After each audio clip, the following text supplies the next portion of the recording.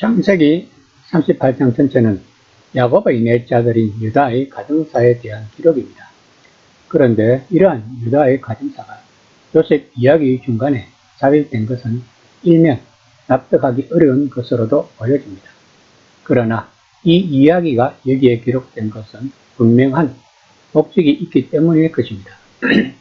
그것은 야곱 일가의 애굽 이주의 필요성을 보여주고자 하는 것입니다. 즉 본장은 당시 야곱 가문의 실질적 장자였던 유다가 가나안 여인과 결혼하고 그의 첫째 아들과 둘째 아들이 하나님 앞에서 악을 행하다가 죽임을 당했을 뿐만 아니라 유다와 며느리 다말 간의 근친 상간을 보여줌으로써 하나님의 택한 백성의 혈통적, 도덕적, 종교적 순결성을 보존하기 위해서는 야곱 가족이 살아간 가나안 문화에서 벗어나 애굽으로 이주하는 것이 불가피한 일이었음을 시사해주고 있는 것입니다. 이 사건은 일단 요셉이 애굽의 종으로 팔린 후 형제들 간의 상봉이 있기 전의 20년간의 기간 중 비교적 후반부에 일어난 사건입니다. 그럼에도 시간적 순서를 무시하고 요셉이 애굽에 팔린 사건이 보도되고 난 후, 그리고 그의 애굽에서의 행적이 기록되기 전에 본 사건이 먼저 기록되고 있습니다. 이것은 일단 이 사건의 이야기를 먼저 마치고 이후로는 계속하여 요셉을 중심으로 한 야곱 일가의 애굽 이주 사건에만 전념하기 위해서였을 것입니다. 이 같은 문맥하에 유다의 사건을 보여주는 본장은 요셉을 중심으로 한 야곱 일가의 애굽 이주 과정을 주로 보여주는 37장에서 50장 사이의 요셉의 행적 이야기에 포함한 유일한 삽입 내용입니다. 그중 본문은 본장의 핵심적인 사건인 다말 사건의 도입에 해당하는 부분으로 유다의 가나안 여인과의 결혼 및 그의 집안에 일어난 불행한 사건, 곧 유다의 두 아들들의 죽음에 대하여 이야기하는 내용입니다. 38장 1에서 2절입니다. 그 후에 유다가 자기 형제들로부터 떠나 내려가서 아들람 사람 히라와 가까이 하니라. 유다가 거기서 가나안 사람 수아하는 자의 딸을 보고 그를 데리고 동침하니. 본문은 유다가 가나안 여인과 결혼하는 내용입니다. 사실 37장에서 이스라엘 민족의 애굽 이주 및 출애굽의 배경이 되는 요셉이 형들에 의해 애굽으로 팔려가는 사건이 기록되어 있기 때문에 마땅히 본장에서는 그 뒤를 이어 요셉이 애굽에서 겪게 되는 여러 가지 고초에 관한 기사가 나와야 합니다. 그런데 본장에는 유다의 결혼과 유다 가문에서 일어난 불미스러운 기사가 등장하고 있습니다. 따라서 본장의 기사는 내용 전개상 요셉에 관한 일련의 기사 중 삽입된 중간 기사라고 보아야 합니다. 그러므로 본문에서 그 후에라고 시작하는 것은 요셉이 팔려간 사건 직후에 이루어진 것임을 보여주려는 것입니다. 한편 애굽으로 팔려갈 당시 요셉의 나이는 17세였으므로 이때 요셉의 아버지 야곱은 108세, 조부 이삭은 168세, 그리고 유다는 20대로 추정하고 있습니다. 한편 유다가 자기 형제들로부터 내려가세에 해당하는 아라드는 높은 곳에서 낮은 곳으로 내려갈 때 쓰이기도 하지만 한 장소에서 다른 장소로 떠나다라는 뜻으로도 쓰인다고 합니다. 그러나 이 외에도 아라드는 하나님의 뜻을 저버리고 세속적인 길로 내닫는 인간의 발걸음을 묘사할 때도 사용된다고 합니다. 유다의 경우는 바로 이러한 모습을 보여준다고 보아야 할 것입니다. 본문에서 말하는 아들람은 야곱 일족이 살고 있는 헤브론 골짜기에서 북서쪽으로 약 24km 떨어진 지점에 위치한 마을입니다. 이곳은 일찍부터 사람들이 거주하여 촌락이 형성된 곳이었으며 여호수아 정복 시대에는 가나안의 대표적인 31개 성읍 가운데 하나가 있는 곳이기도 하였습니다. 본문에서 유다가 아들람 사람 히라와 가까이 했다는 것은 앞으로 유다에게 순탄치 못한 사건이 일어날 것을 미리 예고해주고 있는 것입니다. 히라의 이름의 뜻은 고상함이라고 합니다. 그는 유다와 같은 직업인 목축업에 종사하였습니다.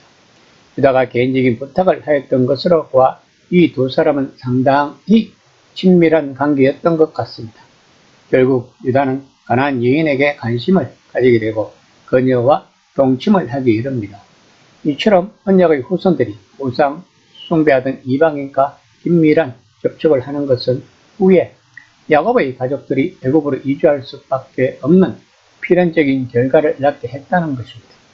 왜냐하면 가나안 사람들과의 빈번한 접촉은 가나안인들의 신앙을 인정하는 것이었으며 여호와를 향한 그들의 신앙을 희석시킨과 동시에 선민의 주체성을 상실시키는 일이었기 때문입니다. 따라서 하나님은 때가 찰 때까지 이스라엘 민족을 연단하시며 언약 백성으로서의 신앙의 순수성을 보존하시기 위해 요셉을 통해 그들을 애굽으로 내려보내시게 된 것입니다. 3에서 5절까지는 유다가 세 아들을 얻는 내용입니다. 첫째 아들 이름은 엘입니다. 이름의 뜻은 깨어나다입니다. 아마 유다는 달려간 요셉이 죽지 않기를 바라는 마음에서 깨어나라는 이름을 아들에게 붙였을 것입니다. 즉 양심의 가책으로 괴로워하는 유다의 모습을 성경은 암시하고 있는 것입니다. 둘째 아들의 이름은 오난입니다.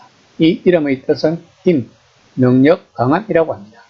이러한 이름은 1차적으로는 자신의 아들이 왕성하기를 바라는 뜻이 있겠으나 또한 형 엘의 경우에와 마찬가지로 팔려간 요셉이 죽음과 고난의 위기에서 벗어나 힘을 얻기를 바라는 유다의 소망을 반영한 이름으로도 볼 수 있을 것입니다. 셋째 아들은 셀라입니다. 이 이름의 뜻은 기도 혹은 평화란 뜻을 가지고 있습니다. 셀라는 유다가 가족이 사는 아들람을 떠나 그 집에 머물고 있을 때 태어났습니다.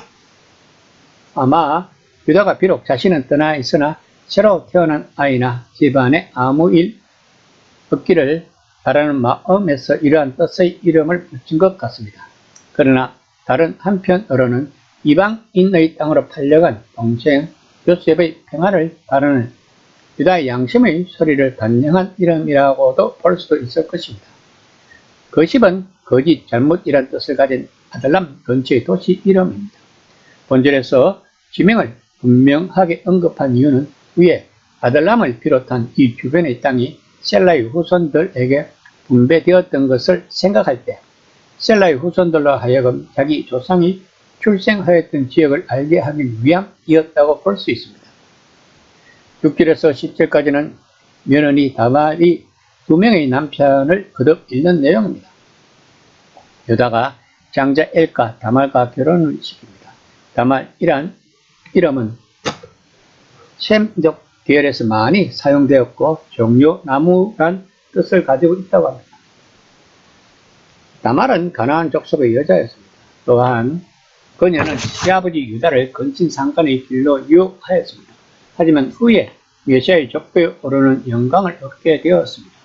이처럼 하나님은 이방인의 혈통을 사용하셔서 메시아를 주셨을 뿐 아니라 이방인인 우리도 이와 같은 그리스도의 피를 통해 구속의 은혜를 있게 하신 것이라고 바울은 로마서 15장 16절과 데살로니가 전서 2장 16절에서 말한 바가 있습니다. 그런데 여호와께서 엘이 악함으로 엘을 징벌하사 죽이십니다. 이에 유다는 둘째 아들인 오난에게 내 형수에게 들어가서 남편의 아우된 본분을 행하여 내 형을 위하여 씨가 있게 하라고 명합니다. 이처럼 후사 없이 죽은 형을 대신하여 동생이 형수와 성관계를 갖고 아들을 낳도록 하는 것은 계대 결혼이라 부르는 것으로 고대 건동 사회에서 널리 시행되던 풍습 중의 하나였다고 합니다. 가문과 혈통을 중시하였던 고대의 문화권에서 후손을 남기지 못하고 죽은 형제가 있을 때 그 가문의 대를 잇기 위해 친형제나 친족 중의 하나가 죽은 형제의 부인과 결혼하여 아들을 낳아 주어야 했던 것입니다. 이와 같은 계대 결혼의 규례는 훗날 모세 율법에도 명시되었는데 이는 죽은 형제의 이름이 이스라엘 중에서 끊어지지 않게 하려는 배려라고 볼 수 있습니다. 그러나 오난은 자신의 정액을 땅에 설정합니다. 이는 자기가 낳은 아들이 형의 가문을 잇고 재산을 상속받는 것이 싫었고 자신 또한 그로 인해 형 대신 장자의 권한을 누리지 못할 것이라는 불안 심리가 작용했기 때문일 것입니다. 이런 행위는 형의 상속자가 될 정자를 최후에 사정하여 그 생명을 파괴시켜 버렸다는 의미입니다. 이러한 고난의 행위는 계대 결혼에 대한 의무 불이행과 더불어 형의 상속자가 될 씨를 멸절시키는 것으로 하나님이 보시기에 매우 악한 것이었습니다. 결국 오난도 여호와에 의해 죽임을 당합니다. 이에 유다는 셋째 아들인 셀라도 형들과 같이 죽을까 염려되어 다말로 하여금 셀라가 장성할 때까지 친정집으로 보냅니다. 유다가 형제 공동체를 떠나 가나안 친구 히라와 결혼하고 가나안 여인과 결혼한 선택은 언약 가문의 구별성을 악화시키는 신호였던 것입니다. 즉 언약 가문의 정체성을 흐리게 한 행위였습니다. 둘째 아들 오난 또한 자신에게 주어진 의무는 사적 성생활 문제가 아니라 형의 이름과 가문을 살리는 공적 책임이었습니다. 그러나 오난은 인간적인 계산으로 그 책임을 회피한 것이었습니다. 하나님이 보시기에 악하다는 것은 도덕적 상대주의를 말하는 것이 아닙니다. 본문에서처럼 하나님 나라의 공동체를 파괴하는 죄를 엄중히 다루신다는 것입니다. 이처럼 본문에서 하나님의 언약 보존을 주도하시며 공동체적 책임과 거룩의 경계를 요구하신다는 것을 성경은 강조하고 있습니다. 이처럼 오늘날 언약 백성은 세상 속에 있으나 세상과 같아지지 말아야 할 것입니다. 이 시간 나는 과연 세상과 같아지지는 않은지 한번 생각해 보는 시간이 되었으면 합니다.